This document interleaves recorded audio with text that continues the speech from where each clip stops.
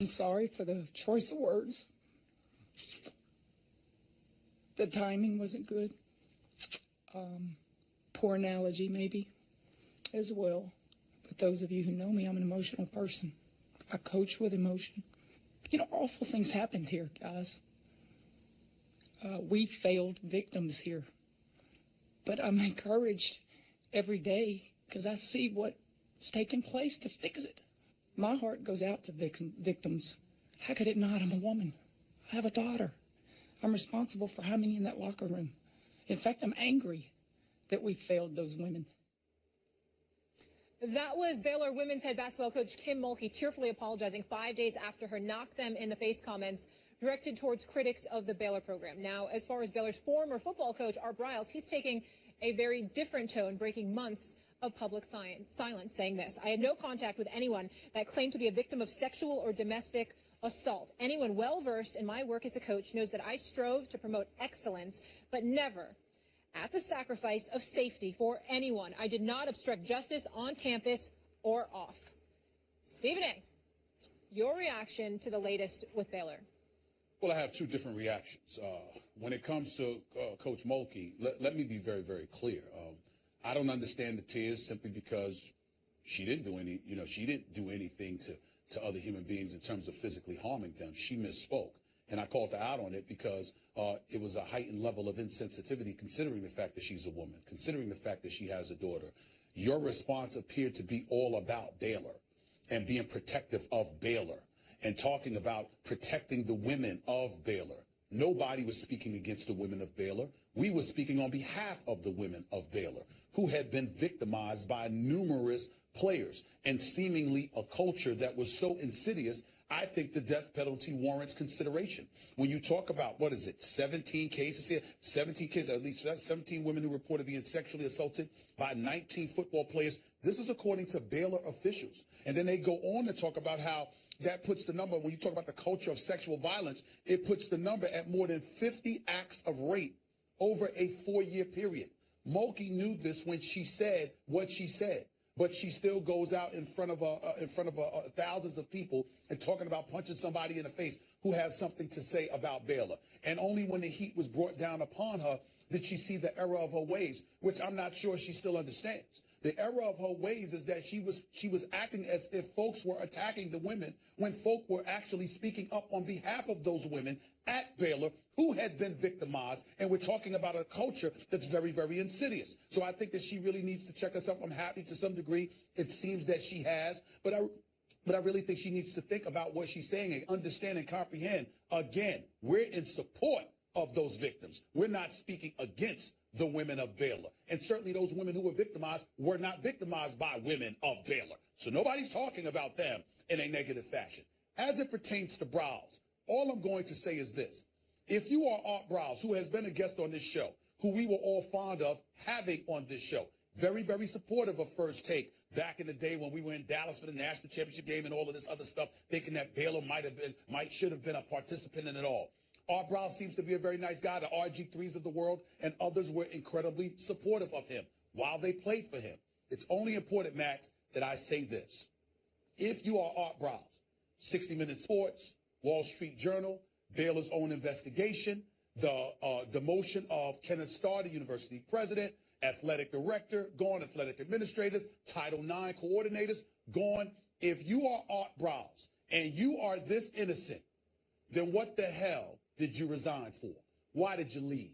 Why didn't you fight this to the death if you're so innocent? Because I'm here to tell you something right now. I would, as much as I would want to quell the noise and squash it, Max, somebody accuses me of being an enabler of sexual assault and rape. We're fighting to the death if I know I'm innocent. So I really don't want to hear that from Art Briles right now. I think if you look at these two situations, they need to be treated very differently. Mulkey was speaking in front of a crowd trying to fire him up, a defensive kind of situation. She's a woman at Baylor, coaching women at Baylor, and she's pro the institution, although I agree with your point that no one's attacking the women at Baylor in the press. In fact, they're protective and supportive of the women at Baylor. But however misguided you believe she may have been, she feels good about the institution, at least aspects of it, and she's speaking up for it because she's there. she went to a place with her words that she shouldn't have gone. You could claim inciting violence. But she made, they were words. It was not actual behavior. And so she addressed it with words. She took it back. She said it was a mistake. It was irresponsible. And she got upset about it. And that's good enough for me. It's not that it excuses the words in the first place, the choice of words in the first place, because public people need to choose them carefully, as you and I and others know. And no one's going to be perfect throughout their entire public life with the words they choose. And if you mess that up, you have to answer for it, which she did. She can't take it. She can't undo what she said, but she can say it was a mistake and I shouldn't have said it, etc., which she did. So I feel the same today as I felt about her after she initially said, shouldn't have said that. That's fine. When we're talking about Bryles, that's something very different. There was behavior there, not just talk, behavior, that was unthinkably bad and ongoing, and he was a part of that institution, and you could argue a part of that institutional culture, and now, rather than showing contrition, he's doubling down on his innocence, and I think that people who have a bad feeling about him as a result of that, that's a justified feeling. So Mulkey, I'm okay with Mulkey. She shouldn't have said it. Bad idea. But I believe that she is contrite about it. And even if she's only jumping through that hoop publicly because she has to, okay, she is doing so. And Art Bryles even refuses to do that. And that is not good. Well, one of the things I think is incredibly important to point about when we go back to Bryles, I get your point about Mulkey, and for the most part, I agree. She just went on an attack, and it was as if she was trying to depict a world that were victimizing Baylor women, as opposed to recognizing that there were those being protective of Baylor women, because the University of Baylor didn't seem to prioritize the protection of their own women. That is what I want to make sure, that dichotomy that exists between the public, where she accused the public of being, Baylor actually could be accused of being. That's the point that I wanted to make about that. As it pertains to Art Bryles, we have an obligation to make sure everybody understands the heat that has been brought down to bear about Art Bryles. Art Bryles didn't sexually assault anybody. He didn't rape anybody that we know of. So he wants to sit up here and act like a victim. Well, let's highlight why. According to Baylor officials last month, reading from an article here, Baylor revealed text messages between Bryles, assistant coaches, staff members that appear to show them trying to shield players from police and university discipline. It says here in one instance, when shown a list of names of players a woman said attacked her, Bryles allegedly responded, "Those are some bad dudes. Why was she around those guys?" Now he comes out, he calls for full disclosure, okay? And we're talking about these investigations, but you're looking at communication with him and assistant coaches. There appears to be something you would appreciate, considering your affinity for politics, Max. You'd appreciate this word, plausible deniability. When you're sitting up there and you're texting with somebody, it ain't you directly, but the dude's working under you, engaged in acts involving negligence, turning the other cheek, and such, and there's plausible deniability on your part. I'm not sure that's the case, but it's important to recognize Baylor is the one that released this information. You brought it up, Stephen A. You brought up the death penalty earlier. Why have that remedy if you don't use it in this case? And if you're the coach of a team that deserves the death penalty at an institution that deserves that, why do you continue to defend yourself? As far as Kim Mulkey, she clearly sees the error in her ways and in her messaging. But as far as Art Bryles, he continues to be in denial, tone deaf, and defensive, and he's doing himself zero favors for his future.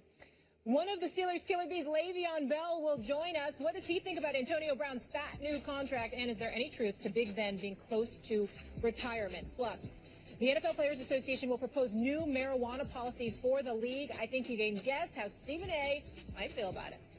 Stay off the weed. Paid, getting in a better situation to take care of his family. But in the end, he is, at 27 years old? He's been banged up the last couple of years. He's a guy that doesn't create separation. I mean, he makes good plays as far as going up and getting the ball, but he doesn't create at the line of scrimmage as far as separation. So you're going to have a quarterback that can throw in spots to him. There's a lot more work and more upside when you have to deal with Alshon Jeffries. And to me, he's never proven to be a number one guy.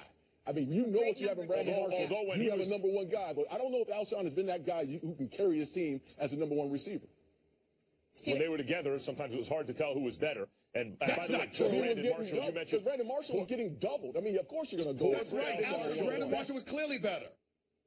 Poor Brandon Marshall, the best quarterback he ever played with was Jay Cutler, Stephen A. Look, if you're talking about the who would you put them both on a scale, who weighs more in terms of value? Yes, I agree, Brandon Marshall, but there's more to it than that. If a team like New England got Brandon Marshall on the right kind of deal, that's one thing. But assuming there will be bidding for them, assuming we're talking about sizable contracts here over years and the attendant kind of cap issue that comes with that, I believe that Alshon Jeffrey is not only the better deal, but over the next 5 years has a very good chance to be the better player. And at the end of that 5-year period, again, he'll be Brandon Marshall's age now. Whatever receiver you're thinking about getting, it ain't for the next 5 years. It's for the next 2 to 3 years max. That's number one. And number two, let me tell you something, Max, right now. You could say Jay Cutler was the best quarterback Brandon Marshall ever played with, but not this past season. The season before last, Ryan Fitzpatrick was better than Jay Cutler has ever been as far as I'm concerned.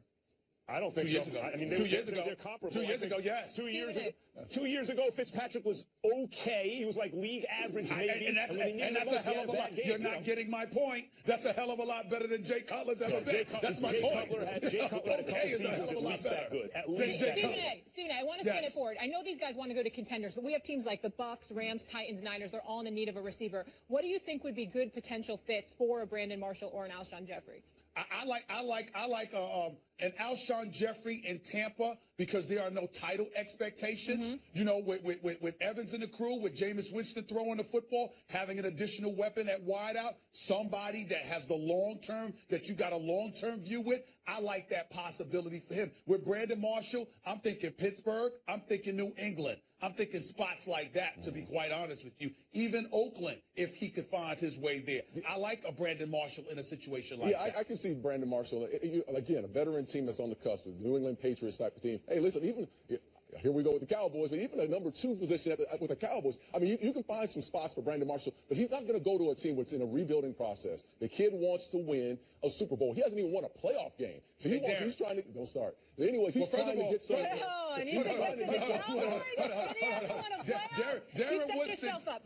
Darren Woodson just sat up there and said he's never had a playoff win. He's never won a playoff game, but he needs to go to the Cowboys. I teed that one up for you. That's funny. But when you look at Brandon Marshall, this is a guy that he hasn't won a playoff game. He's trying to get to the ultimate. Then he don't need to go to Dallas. But he don't need to go to Dallas. I'm not even saying just Dallas. I'm saying there's teams that are out there that deserve that number 2 guy that he can be that guy. But again, Alshon Jeffrey is going to be about the money. I see a team like the Tennessee Titans are a team that run the ball and they need a deep threat at the end. I think good offensive Rams, line. Niners, there's a lot of them. I will say this. Let me be very, very clear. I'm good with my man Brandon Marshall. That's my brother. Just spoke to him a few minutes ago. If he goes to the Dallas Cowboys, I'll never speak to him again. I'll never speak to him again. I will never speak to him again. That ring on his finger, you'll be speaking to him. Ring.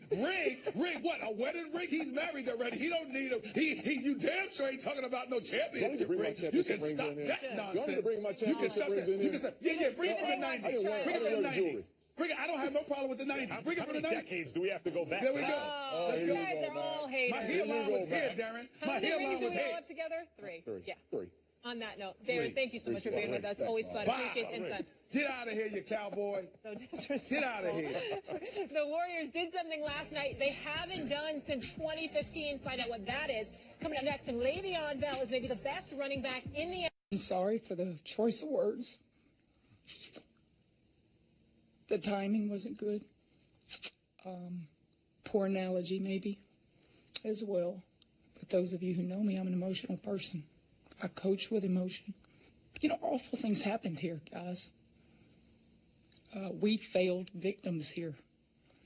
But I'm encouraged every day because I see what's taking place to fix it. My heart goes out to victims. How could it not? I'm a woman. I have a daughter.